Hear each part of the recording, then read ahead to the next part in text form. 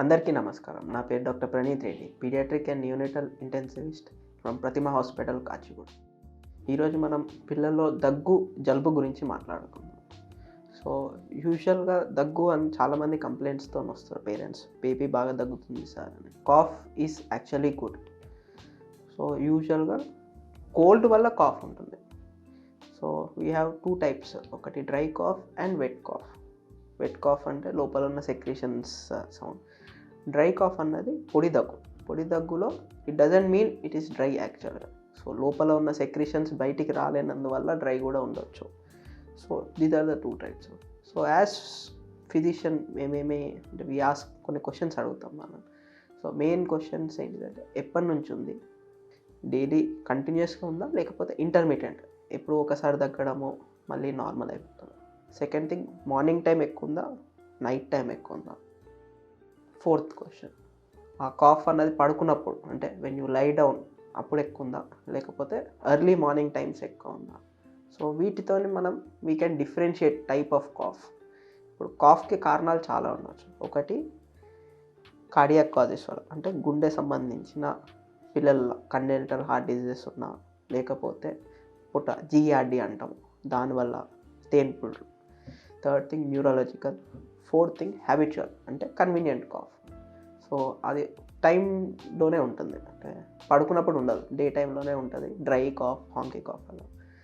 So హిస్టరీల వల్ల మనకు తెలిసేది ఏంటిది అంటే type of cough, whether it is యాక్చువల్గా కోల్డ్ వల్ల వస్తున్న కాఫా లేకపోతే cough is per se is సిమ్టమా. Treatment part, diagnosis part is just do a CBP చేస్తే విల్ నో.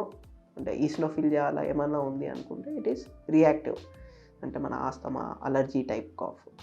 వేరే నార్మల్ సిబిపి, ఎక్స్రే కొంచెం నిమోనియా అలాంటివి తెలవడానికి. So these two more than enough. Second thing treatment. So treatment of cough, first treat the cold if it is cold related cough. So almost 90% పిల్లలకు it is usually కోల్డ్తో వచ్చిన కాఫే. It will be intermediate cough, ఎప్పుడో ఒకసారి దగ్గడం అంతే, మళ్ళీ కొద్దిసేపు అయినాక. సో ఆ కాఫ్ని we should not treat that cough. That cough is actually protecting us. So ఎక్కడైతే ముక్కులో ఉన్న ఇన్ఫెక్షన్ అది ఉంటుందో అది లంగ్స్ దాకా పోకుండా ఈ కాఫ్ అన్నది కాపాడుతుంది. సో ఇలాంటి సిచ్యువేషన్లో never treat the cough. You can use natural remedies like తేనె, ఆవిరి పట్టియడము, ఇలాంటి చిన్నవి చేసుకొని కోల్డ్ని మనం తగ్గించుకోగలుగుతుంటే 1-2 వీక్స్లో కాఫ్ కూడా తగ్గిపోతుంది. ఈ కాఫ్ పిల్లల్ని ఇబ్బంది పెట్టదు. వేరస్ ఇప్పుడు అదే అలర్జీ కాఫ్ కానీ, ఆస్తమా కాఫ్ కానీ, పొద్దున పూట ఎర్లీ మార్నింగ్ టైమ్స్ బాగా కాఫ్ రావడం, చెస్ట్ టైట్గా ఉండడము, ఇబ్బంది పడడం అలాంటివి ఉంటుంది.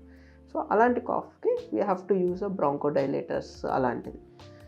Second thing, antibiotics. Never use antibiotics for a normal cough or cold. యూజువల్గా పిల్లలకు, స్కూల్ గోయింగ్ పిల్లలకు ఒకరి నుంచి అక్కడికి అంటుకునే కాఫ్ అండ్ కోల్డే ఉంటుంది. సో దీంతో వాళ్ళకు న్యాచురల్ ఇమ్యూనిటీ వస్తుంది. లెస్ దెన్ 5 years పిల్లలలో ఇది common. So never treat it, ఎందుకంటే మంత్కి almost 2 to 3 times cough and cold ఉంటుంది. So you can't give 2 to 3 times in a month continuous antibiotics వాడడం, cough syrup, cough cold syrup వాడడం మంచిది కాదు. సో అందుకోసమనే try to use natural remedies if significant. అంటే ఆ కాఫ్ కోల్డ్ వల్ల తన రొటీన్ లైఫ్ లైక్ పడుకోలేకపోతున్నాడు, తిన్నదంతా వామిటింగ్ చేస్తున్నాడు, దగ్గి బాగా ఆయాసం వస్తుంది, ఇలాంటి టైంలోనే it is advisable to visit a doctor to see whether it is actually an infective like pneumonia అలాంటిది ఉందా లేకపోతే జస్ట్ అప్పర్ రెస్పిరేటరీ మామూలు జలుబా అన్నది తెలుసుకోవడానికి. Thank you.